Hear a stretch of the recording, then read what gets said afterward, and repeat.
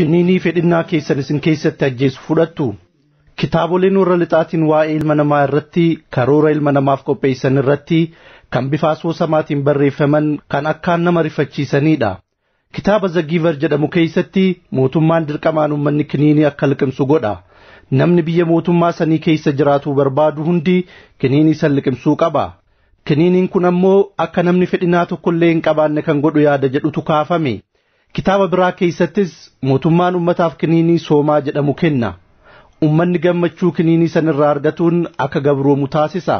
Namni kiniinii san liqimse useetuma kolfa akka nama gammachuu qabuutti burraaqa. Kan burraaqus dhiibbaa kiniinii saniitiin ilaalcha jedhutu ibsame. Kitaabni bara 1986 maxxanfame tokkos mootummaan ilma namaa lilmeedhaan dawaa waraana. Namni garaa laafaanuu lilmee kanaan waraanamnaan battalumatti garaa jabaata. Ilma namaa fi wantoota birootis bifa sukkanneessaan ajjeesutti jijjiirama jedha. Kitaabni dhihoo kana barreeffame tokkos ilmi namaa waan tokko yoo kennameef humna akkaan ol aanaa qabaatuu danda'a. Nama qofa osoo hin taane namaa ol yookaan overmaan ta'uu danda'a jedha. Gabaabumatti kaayyoon kitaabota kanniinii ilmi namaa dandeettii uumamaan isaaf kennameen hidhamuu hin qabu. Ol ka'ee qaama isaa caalee argamuu qaba kan jedhu ibsan. Kitaaboleen isiniif eere kunniin hundi akka asoosamaatti barreeffaman. Ta'us yaada tasuma karoora malee lafaa kaafamee miti. Hunduu akka ilma namaa ittiin jijjiiruu fedhan karaa ogbarruutiin garsiisan. Kitaaboleen kunniin cufti wanti barsiisan haala uumamaa kan ilma namaa jijjiiruudhaan akkaataa inni jirurraa balleessuudha. Haalli uumamaa ilma namaa gammachuu ilma namaatiif gufuudha. Akkaataan amma itti jirru kun gammachuu barbaannu akka argannu hin taasisu. Kanaafuu takkaa dhabamsiifamuu qaba yookaan ammoo jijjiiramuu qaba jedhanii amanu. Haalli ilmi namaa irratti uumame haala akkamiiti? Ilmi namaa onnee, sammuu, ija lama, harka lamaa fi qaamolee biroo qabatee dhalata. Dabalataan wantoota ijaan mul'atanii fi beekaman kanniin cinatti ilmi namaa miira, fedhinaa, hamilee fi fixraa irratti uumame qaba. Soorata mi'aawaa wahii yoo argitan gorora jissuun keessan hin oolamu. Wayita bishaaniin dhiqattan ba'aan wahii akka isinirraa ka'e ni amantu. Foon shamee ajaawa yoo argitan jibbitanii irraa baqattu. Nama jaallattan yoo argitan hammattanii dhungachuu feetan. Wantoonni kun kan aadaa irraa baratamanii miti. Kunniin amala uumamaan ilmi namaa cufti qabuudha. Ilmi namaa fixraa irratti dhalata. Fixraan waan isin of keessatti uumamaan qabdanidha. Waan uumamaan itti amantaniidha. Fakkeenyaaf daa'imti takka meeshaa wahii gubbaa baatee taphataa jirti haa jennu. Gurbaan tokko fiigaa dhufee mucayyoo san meeshaa san gubbaa darbee kuffise. Hundi keenya gurbaan kun badii dalagee akka jiru amanna. Waan kanatti amanuun kun fixraadha. Namni mucaan kun sirrii dalage jedhee murteessu tokkolleen dachii kanarraa hin argamu. Fixraa irratti uumametu akka gurbaa irratti badii murree mucayyoo saniif ammoo garaa laafnu nu taasisa. Fakkeenya biraa haa ilaallu. Meeshaan hedduun minjala gubbaa jira haa jennu. Namni wahii dhufee minjala sana osoo darbee meeshaan achirra jiru cufti harca'ee gargar akka bu'u fixraadhaan amanna. Eegasuu fixraan kun eessaa dhufee? Waan guyyaa keessaa arganne moo waan uumamaati? Qorannoon ijoollee xixiqqoo irratti godhame tokko jira. Qorattoonni jalqaba irratti soorata hedduu minjaala gubbaa kaayan.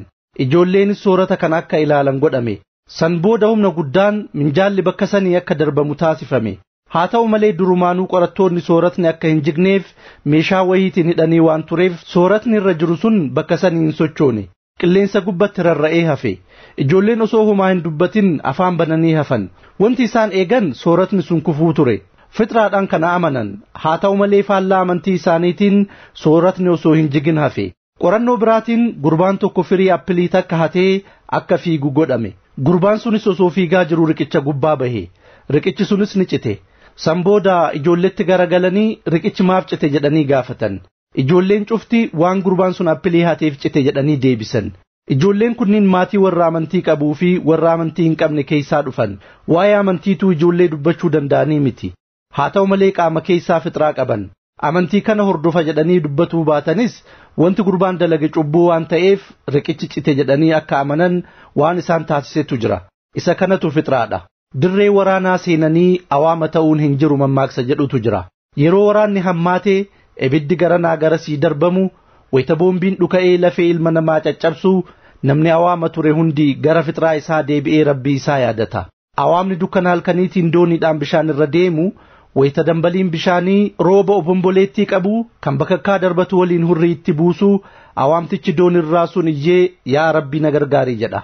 Namicha awaamaa kun dura amantii qabaatee amantii isaa dhokfatee amma rakkoo keessa seennaan amantii isaa bakka dhoksee hin baasne. Amantiin ilma namaa Rabbi irratti qabu uumamaan yookaan fitraan kan qalbii ilma namaa keessatti maxxanfamedha. Yeroo rakkoon humnaa olii mudattu namuu gara fitraa isaatti deebi'a. Ilmi namaa hundi fitraa uumamaan qaba. Ilmi namaa hundi karaa Rabbii irratti yookaan amantii fitraa irratti dhalata kan jedhu dubbii dhugaadha. Har'aan tana addunyaan sirna sekulaarizimii yookaan amantii fi mootummaa adda fooyyuu ilaalcha jedhuun bulti. Sirni kun humna mootummaa jabeessaa humna amantii ukkaamsuudhaaf kan bocamedha. Har'aan tana warra amantii qaban irratti cunqursaan hammaatus addunyaarraa uummanni 80-90 ta'u Rabbitti ni amana. Amantiin kiyya Islaama yookaan Kiristaanummaadha jedhee himatuu baatus hedduun namaa Rabbi akka jiru ni amana. Amantiileen dachiirra jiran hedduun isaanii shirkii of keessaa qabu. Rabbi biratti qaama biraa tolchuudhaan gabbaru. Har'aan tana amantiileen hedduun shirkii keessa cuubamanis dura garuu hunduu Rabbii tokkicha kan humna addaa qabutti amanu. Amantiileen Islaamummaa, Kiristaanummaa fi Yahudaatiin ala kan jiran kanneen akka Hinduizimii, Daayozimii, Konfiyuushiyaanizimii fi amantiileen qaroomina Giriikii fi Roomaa keessatti gaggeeffamaa turan hundi garaagarummaa guddaa qabaatanis hunduu waa'ee Rabbii tokkichaa irratti waliigaltee qabu. Addunyaa kana Rabbii tokkicha kan humna jabaa addaa qabutu qajeelcha jedhanii amanu.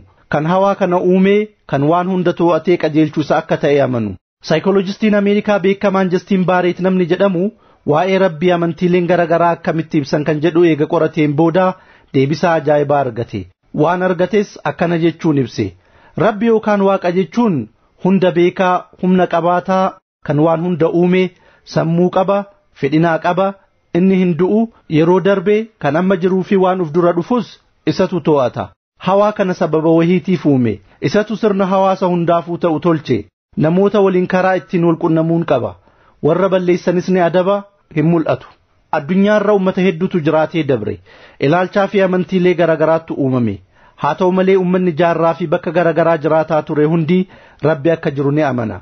Amantii isaaniitiif maqaa garagaraa kennan. Ta'us wayita Rabbii isaanii ibsan hundi amala wal fakkaataadhaan ibsan. Kun akkamitti uumamuu danda'e?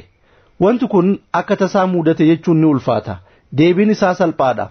Akkaataa uumama ilma namaati. Ilmi namaa uumamaan fitraa irratti dhalata. Ilma namaa waan taaneef waa'een Rabbii jalqabuma qalbii keenya keessa kaayama. Wanti ilma namaa nu godhus fitraa irratti dhalachuu keenya. Ilmi namaa amantiin Rabbi irratti qabu tasuma waan lafaa ka'ee uumamee miti. Miirota biroo kan qaama keenya keessa jiran waliin hidhata qaba. Miirri sababaa isa tokko. Daa'imummaa keenyarraa jalqabnee wanti hundi sababaa malee akka hin uumamne amanna. Wanti hundi sababaa qaba. Sababaan tokko sababaa biraa qaba jechaa wal qabatee deema. Namni ijoollee wajjin haasa'ee waan kana sirritti hubata. Fakkeenyaaf daa'imti teessan maaliif rooba jettee isin gaafatti. Tarii duumessatu bishaan kuufatee gadi lakkise jettanii deebistu. Daa'imti teessan deebistee duumessi maaliif bishaan kuuse isiniin jetti. Sababni isaa aduutu bishaan lafarra jiru hurkisiise jettaniin. Saniif lafarraa ol hurkee duumessaa'e jettan. Maaliif aduun ho'iste jechaa gaafiin itti fufa. Daa'ima sayyoo dhaabbadhu narraa jettanii dhaabsistan malee maaliif osoo jettu oolti. Uumamaan fedhinaa sababaa waan tokkoo baruu irratti dhalanne. Sababaa waan tokkoo beekuuf carraaquun keenya jiraachuu Rabbi akka beeknu nu taasisa. Deemnee xumura irratti Rabbi biratti dhaabbanna.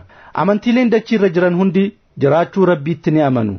Rabbi jiraachuu isaa mirkaneessuudhaaf ammoo ragaa fi sababaa garagaraa dhiheessu. Wanti hundi waan irratti hirkatu qaba. Hawaan kunis waan irratti hirkate qaba. Wanti sun Rabbi jechaa fakkeenyota garagaraa fayyadamuun jiraachuu Rabbii bayaansan. Ilmi namaa waa'ee dizaayinii fi uumamaalee dachii kanaa irratti illee waan amanu qaba. Xiqqeenya irraa kaasnee wantoonni naannoo keenyatti argaman hundi sababaa uumamaniif qaban jennee amanna. Ijoollee xixiqqoo qorannoo irratti hirmaatan wantoota akka biqiltootaa, bineensotaa, gaarreenii suuraadhaan itti mul'isan. Waan kana eenyutu tolche jedhamanii wayita gaafataman wantootni kunniin namtolchee akka hin taanee fi sababaa uumamaniif akka qaban dubbatan.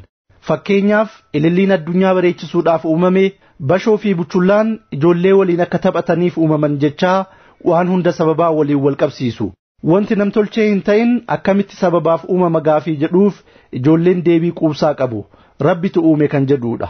Yuunivarsiitii Oksforditti qorattuun Oliveeraa Petroovich jedhamtu ijoollee Jaappaanii fi Ingilaand kan umriin isaanii 4 hanga 7 jiran irratti qorannoo tokko gaggeessite. Suuraa wantoota namtolchee qabanii fi kan uumamaan argamanii ijoolletti agarsiiste. Wayita ijoolleen suuraa wantoota uumamaan argamanii kanneen akka gaaraa fi bineensotaa itti mul'ifamee eenyutu hojjete jedhamanii gaafataman biyyi jiraatan gargar ta'us aadaan keessatti guddatan walii faallaa ta'us amantii walirraa fagoo ta'e keessatti dhalatanis ijoolleen akka jirtuun Rabbitu uume jedhanii deebisan. Ani hin beeku yookaan namatu tolche jedhanii deebisaa hin kennine. Deebisaa kana qorattuun tun waan ajaa'ibaa jechuudhaan ibsite. Sababni isaa amantii warra Jaappaan kan Shintoo jedhamu waan dachirra jiru cufa Rabbitu uume jedhee hin barsiisu. Kanaafuu ijoolleen Jaappaan eega aadaa fi amantiin isaanii isaan hin barsiisne wantoota kanneen Rabbitu uume yaada jedhu eessaa argatarree? Qorattuun tun itti fufuudhaan ijoolleen waan Rabbi jedhanii waaman san akka ibsan gaafatte. Ijoolleen tun wayita Rabbi ibsan akkaataa amantii isaaniitti bifa garagaraan ibsan jedhamee eeggame. Haa ta'u malee ijoolleen cufti Rabbi waan dachii kana irratti beeknurraa adda akka ta'e himan. Ijoolleen hundi Rabbi nama fakkaata yaada jedhu amantii keessatti barsiifaman malee Rabbi homattuu akka hin fakkeeffamnetti amanan. Daa'imni tokkolleen addunyaa guddaa kana nama akka nu'uu kanatu uume jedhee hin amanu. Ijoolleen aadaa fi sirna amantii garaagaraa keessatti guddifaman gaafa guddatan wanti isaan beekan ni jijjiirama. Akkaataa amantii fi aadaan isaanii isaan barsiiseen Rabbi ibsan. Kan sanama bocame Rabbi jedhu ni jira. Inni Rabbiin ilma namaatti fakkeessu jira. Walumaa galatti gaafa guddatan waan fixraan qaban irraanfatanii waan haarawaa baratan. Haa ta'u malee uumamaan ilaalchi isaan qaban fixraadha. Wanti ijoolleen sirritti beektu tokko addunyaan kun Rabbiin uumamuu isaati. Akkasuma wanti hundi sababaa uumameef qabaachuu isaati. Rabbiin sunis kophaa isaa waan kana cufa uumuu isaati. Hiriyyaa isa gargaare hin qabu. Inni hunda beekaadha. Zalaalam jiraataadha. Ta'us qaama akka ilma namaa kana hin qabu.